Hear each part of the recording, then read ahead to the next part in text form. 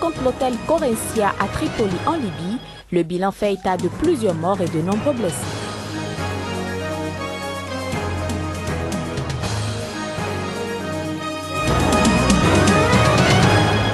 La campagne électorale pour les présidentielles de février 2015 est lancée au Nigeria.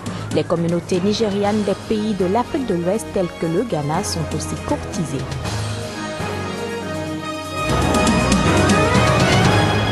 La ville de New York est réduite au calme et au vide. À la base, la tempête de neige accompagnée par de violents vents qui s'abattent sur la ville, affectant des millions d'Américains.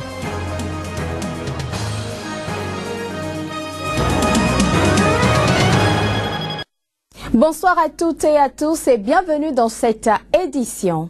Nous démarrons par la Libye où une voiture piégée a explosé ce mardi matin devant l'hôtel Corinthia de la capitale Tripoli. Selon des sources de sécurité sur place, 4 hommes armés non identifiés ont fait exploser la voiture, tuant un membre de la sécurité devant l'hôtel avant qu'ils ne prennent d'assaut l'établissement et ne tuent par balle 2 autres membres de la sécurité.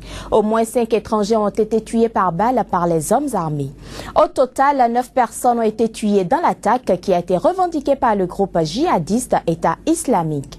Outre les 5 étrangers, une personne prise en otage par les assaillants et dont la nationalité n'était pas connue a péri lorsque les hommes armés se sont fait exploser. L'hôtel Corinthia en milieu d'après-midi était toujours encerclé par les forces de sécurité.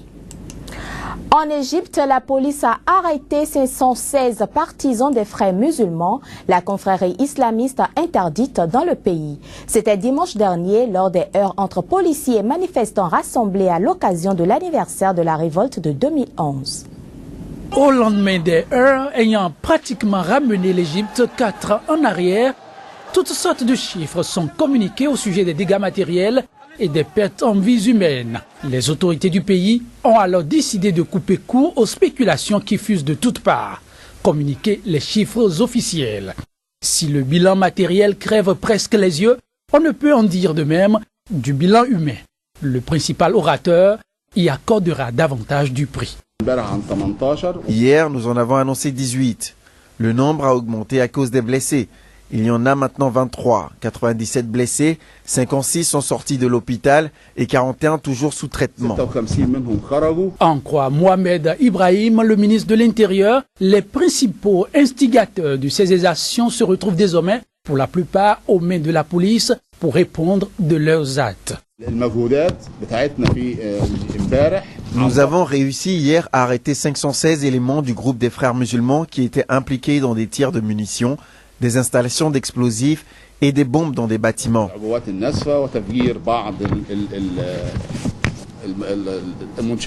Cette vague d'arrestations est la plus importante depuis l'accession au pouvoir de Abdel Fattah al-Sisi en mai.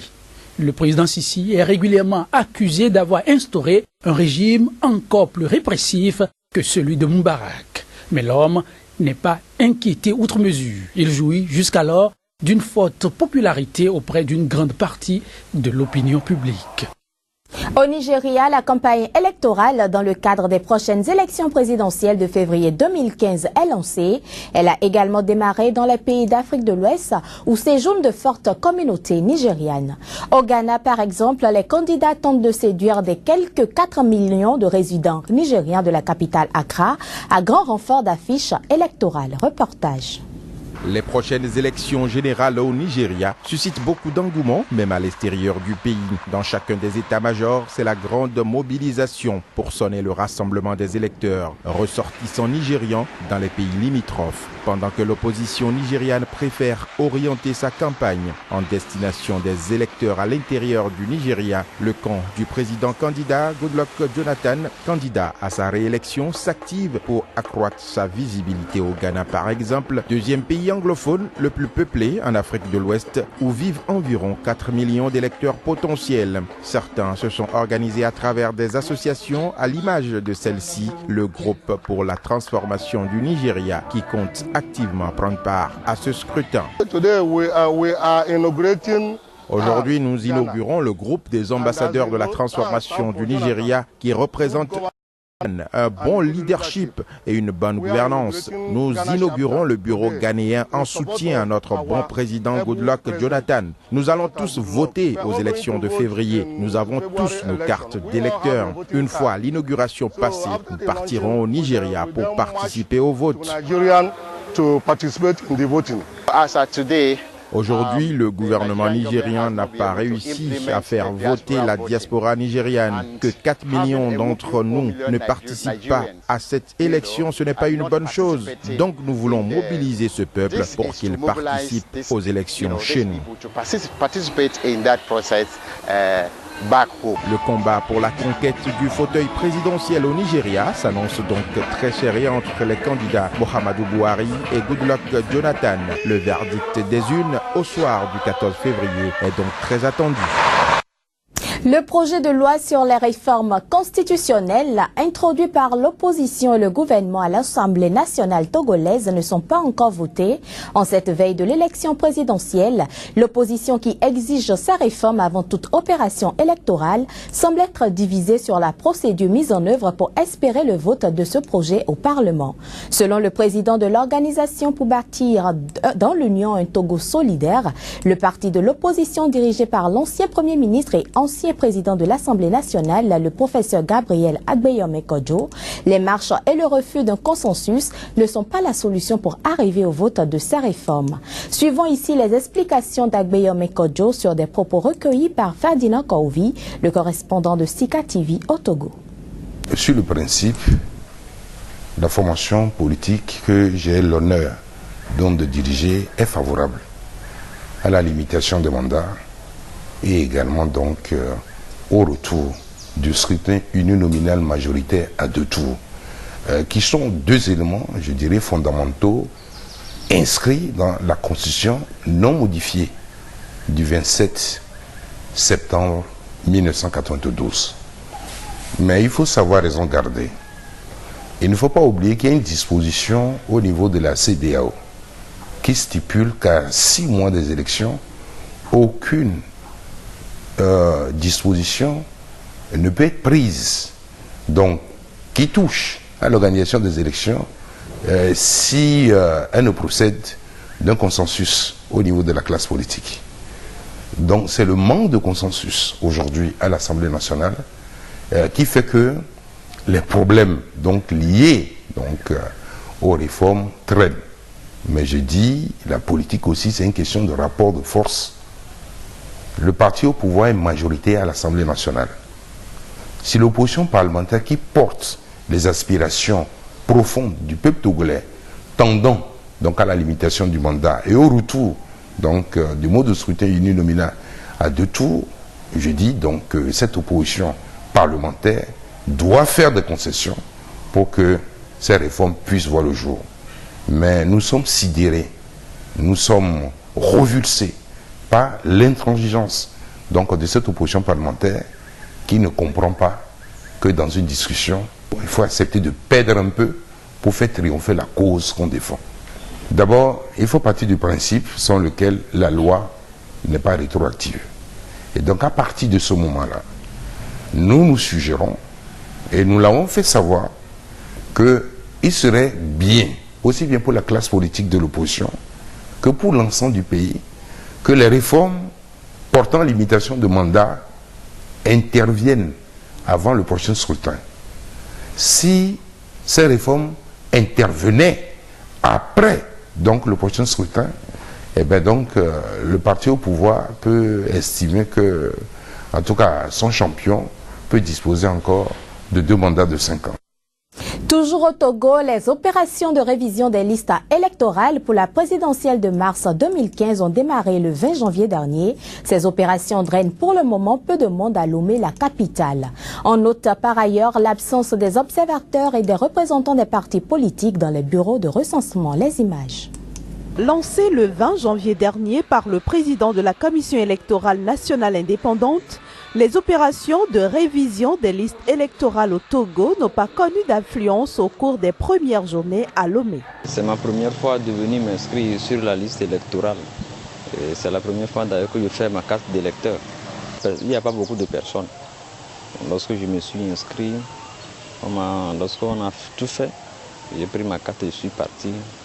Et je crois que le devoir m'incombe en tant que citoyen togolais de participer à cette élection de 2015. Inscrire de nouveaux électeurs, délivrer les duplicata des cartes d'électeurs, procéder au transfert des personnes et à la radiation de celles décédées, ce sont là les tâches qui incombent aux 30 000 agents électoraux de divers ordres mobilisés par la CENI.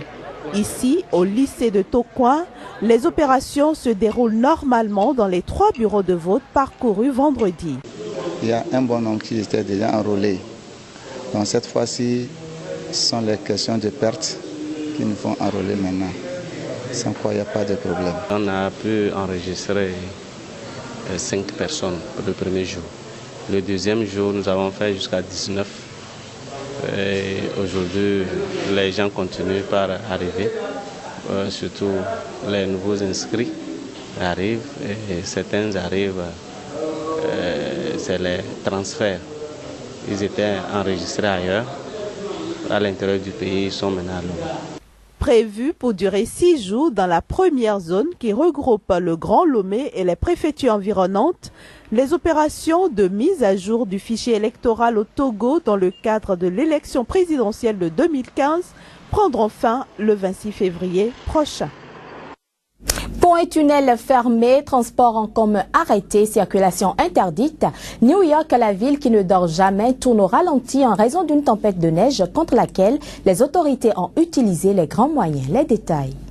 Vols suspendus, spectacle annulé, la grouillante ville de New York est réduite au calme car frappée par une tempête de neige accompagnée de vents violents affectant des millions d'Américains dans le nord-est des États-Unis.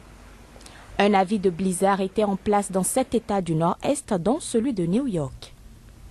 Les New-Yorkais se sont précipités lundi pour rentrer tôt chez eux afin d'éviter le pire des chutes de neige annoncées avec des vents violents pour la nuit de lundi à mardi. On attend plus de 50 cm de neige, alors je suis un peu inquiète. Des centaines de chasse-neige et employés municipaux ont été mobilisés et le maire Bill de Blasio a appelé la population à sortir le moins possible. Il a annoncé que les écoles resteraient fermées mardi. Je continue de dire à tout le monde, faites attention, prenez des précautions, faites attention, le chemin devant nous est long. Nous sommes vraiment encore dans le calme avant la tempête. Ça va commencer, honnêtement, et quand ça commence, ça va arriver très vite, très fort, et il faut que tout le monde fasse très attention. Selon la météo nationale, il devait tomber durant la nuit de lundi à mardi 24 cm de neige à New York, avec des bourrasques de vent allant jusqu'à 69 km/h. Les trains de banlieue, les trains reliant Boston, les tunnels, les ponts, les parcs ont également été tous arrêtés ou fermés pour une durée indéterminée. Dans la perspective du blizzard que la météo nationale a décrit comme potentiellement historique, une interdiction de circuler a été décrétée dans plusieurs États du Nord-Est et plusieurs vols ont été annulés depuis lundi. Par ailleurs, les New-Yorkais doivent se préparer à de possibles pannes d'électricité dues au vent violent qui pourrait faire tomber les lignes et les arbres. Inquiets, ils ont dimanche et lundi dévalisé les supermarchés pour faire des provisions. Le manque de visibilité associé à la neige et au vent rend la circulation particulièrement dangereuse dans tous les États touchés par la neige. Les autorités ont déclaré l'état d'urgence. Allons maintenant à la découverte de la une de quelques journaux parus ce mardi sur le continent africain. Un chef de la rébellion ougandaise LRA pour la première fois devant la CPI. L'information à la une de Relief Web est également relayée par All Africa qui précise que Dominic Owen est l'ex-chef LRA appelé à comparaître devant la Cour pénale internationale. Le site d'information Hirondelle relève qu'il s'agit d'un ex-enfant soldat en comparution devant la Cour, un statut qui pourrait bien jouer en sa faveur. Tentative d'assassinat du général Ould Meidou à Bamako, placade à sa une Malijet dans sa publication du jour. L'officier loyaliste aurait été accueilli chez lui par une balle à la hanche, une autre à la jambe. Les auteurs, 2 inconnus activement recherchés. NNA évoque 11 morts, dont un journaliste, dans une embuscade au sud du Soudan. Tchad Page rapporte une sanglante répression au lycée de Doba contre des élèves qui revendiquent leur droit de passer l'examen du baccalauréat. Al-Wida Info témoins des faits comptent 5 élèves mortellement touchés par des balles à l'issue de la manifestation. Et pour prévenir le pire, précise le site, une force anti-émeute a été dépêchée sur les lieux. Le Faso s'est plutôt penché sur les coulisses du 24e sommet de l'Union africaine avec pour thème central l'autonomisation des femmes. Déjà au cours des travaux préparatoires, se réjouit Sénéweb, l'Union africaine s'empare du dossier Boko Haram. Le pays de se demander si l'UA, par sa démarche, veut enfin s'assumer. Mieux vaut tard que jamais, soupire le quotidien burkinabé. Bien mieux que le soupir du soulagement du côté de Vision Guinée Info qui clame « Le Sénégal rouvre sa frontière terrestre avec la Guinée ». Les efforts fournis par la Guinée pour faire face à la maladie à virus Ebola seraient l'élément motivant. À compter de ce mardi, mentionne Guinée News, les trafics routiers reprennent entre les deux pays aux grandes dames des vendeurs, commerçants et opérateurs économiques.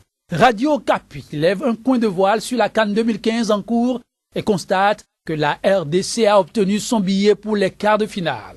Après le Congo et la Guinée équatoriale, l'aventure, fait remarquer Burkina 24, se poursuit pour la RDC et la Tunisie.